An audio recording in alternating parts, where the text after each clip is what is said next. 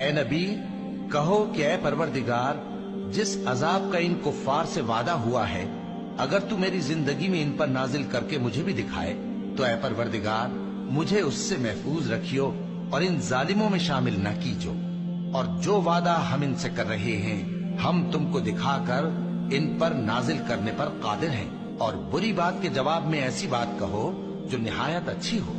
اور یہ جو کچھ بیان کرتے ہیں ہمیں خوب معلوم ہے۔